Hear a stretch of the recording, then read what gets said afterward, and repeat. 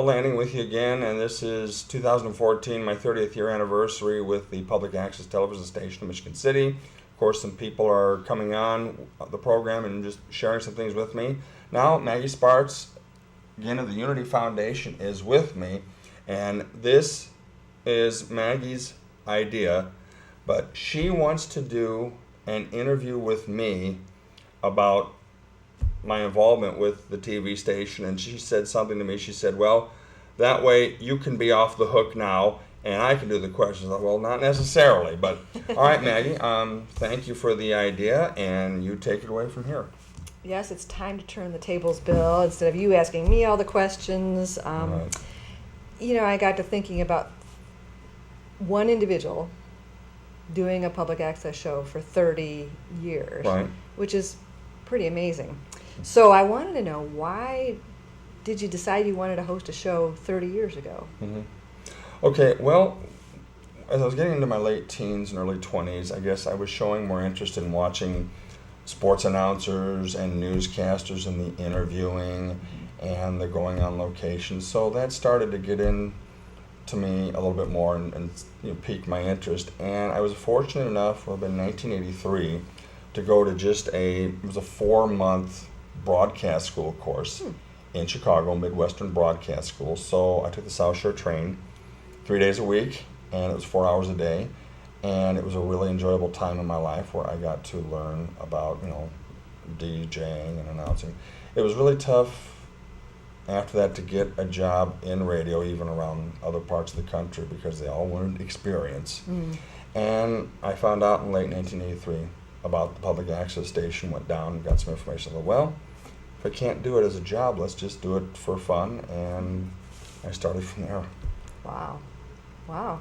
Okay. I did not know that about you, so you never know until you That's ask. why you do interviews. I interview people. So how are things different now in public access, and even maybe here in the studio, than they were 30 years ago when you started? Well, one, we're at a different location, and there's not many people doing it as much as we'd had over the many decades. Sadly for me, many people have come and gone. I've lost contact with a lot of people. But, for myself, I think I'd like to comment a little bit more on myself. I am still doing the programs. I'm cutting back on location tapings. I'm trying to incorporate more segments into that. My show has been half hour for a long time.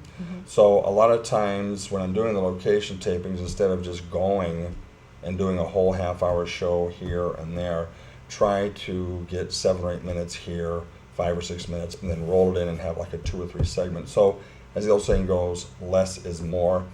But we don't have that many people doing it. I don't know if there's maybe like a dozen people who are doing public access right now that I can think of. Well, I know that in many communities they've lost their public access because of the not being able to find a host, or they don't have an access to LaPorte County. Funding. Libraries have stopped doing it. So I think the fact that we have public access is pretty important. But in the grand scheme of things, what do you think you and your show how has that made a difference in our community? Well, it's of course given me again the opportunity to branch out and do the interview program and learn, and I made countless mistakes like all of us do when we're trying something. It's given me a chance to meet people, make friends, and a chance to bring many, many different types of people on to share about themselves. It's given me a chance. I really early on branched out and did a lot of location tapings, and over the many years I have. So I think it's given a chance to profile the city and see a lot of the things that are going on, the lakefront, and some of the things that are going on in the county. So we've had a chance to profile many, many countless people and show things going on in the area. Okay, so you think that's helped build people's awareness for things they wouldn't have known about otherwise? Right, yeah. Yeah, that's great.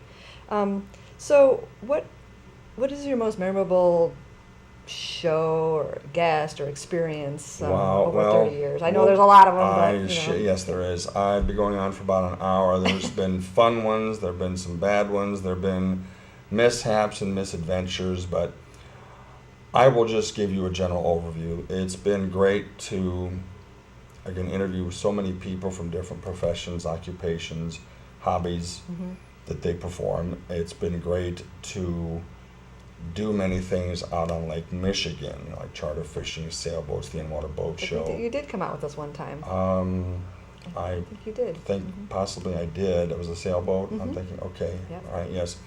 And do things with our police department and the World Costume Show, or store, excuse me. Oh, that place is so fun. Done a lot of things, and going to the local festivals in the LaPorte County area in general, and the parades. And so, and many people have been there for me over the years. So just, the chance to just meet countless different people and get out and be able to have the chance to go to nightclubs on New Year's Eve, go to haunted houses, and the many different, areas within our community that I've been able to explore and do. Yeah, and a lot of people want to go and just have fun at those events, not actually have a camera and be kind of working at it, so you provided a valuable service sure. there. So what advice would you give other people who might want to start their own show? Well, I would ask them what area of interest do they have for the program. Would it be sports, religion, education, politics, music, or just overall in general interest? Then I would just ask them or tell them, how long of a program do you want to do? Again, the types of guests. Then just tell them, well, contact your guest, get information from them, have them email it to you, or meet them in person and find out about them.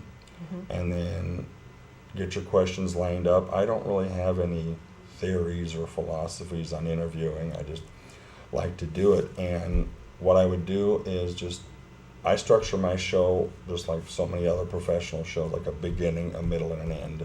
Beginning, you find out where somebody started with what they're doing. The middle is the current, and then the end is what the future plans are. So line up your questions, do your research, and just try to be as detailed as you can. But one thing I did learn at the broadcast school, I did always try to do follow-up questions and be reliable, and not only for your guest, but also be conscientious of the studio time. If you can't make the show or you're going to be late, call the station so that the employees, the volunteers, are not left waiting. So that's basically, what I would have to say. Great advice. Well, congratulations on 30 years Right, of Maggie. a consistent, And thank you nice for show. the chance to do the interview, and I hope I can continue, and I hope I've at least done a few good ones over the years. Let's hope so. All righty. Great. Be right back.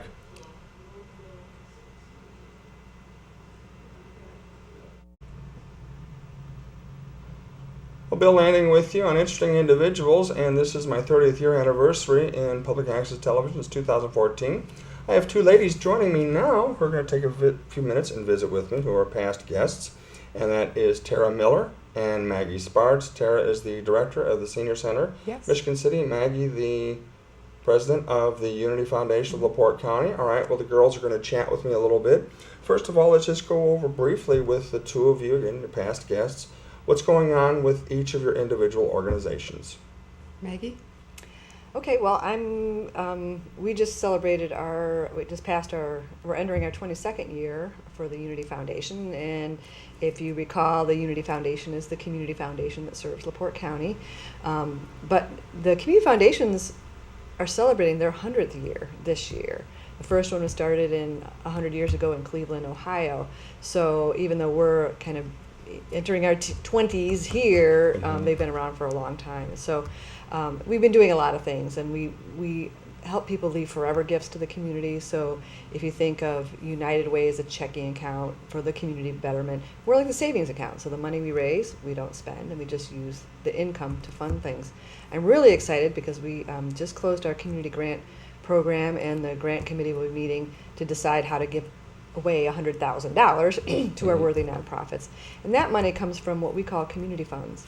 The other exciting thing is that Lilly Endowment, who is one of our biggest benefactors, has announced a matching program, and they want us to raise money that's where we can make more grants. So that'll be a dollar for dollar match up to $1 million. So we're very excited about that. So Sure. we're still figuring out their program, but in the meantime, if people want to help the community forever, we're their tool, their vehicle to do so. Outstanding. All right, Tara. Well, coming up, we have our Harvest Ball on October 9th. That is sponsored by the Arbors and Rittenhouse, and they're putting that all together for us. The exciting part about it is that we offer celebrity dances, which, by the way, I'm going to be asking that you be one of our celebrity dancers. We have a population of 63% women, 34% men at the senior center. And a lot of our ladies don't have partners to dance with, so we came up with this celebrity dance. You pay $1 and you get to dance with one of our local celebrities. So it gives them a chance to kind of cut the rug a little bit, have a good time at the ball itself. It's absolutely free to all of our members. And men are, of course, welcome, couples as well. But the celebrity dance is specifically for the ladies, so we're excited about that. We also have our trivia challenge coming up in October 23rd. It's on a Thursday night.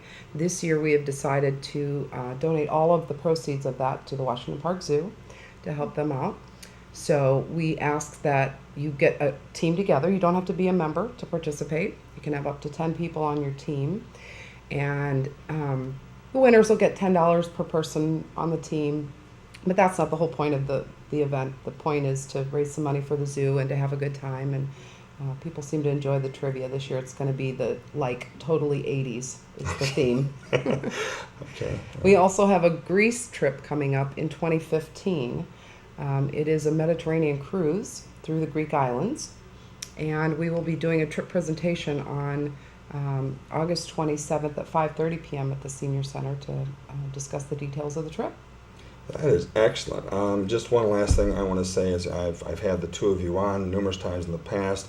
It's been enjoyable having the two of you on, and I just want to compliment and congratulate the two of you for the years that you've spent with your respective organizations. You both do a lot to help people and the public, and so you both are to be commended, and you're going to continue to do so in the future.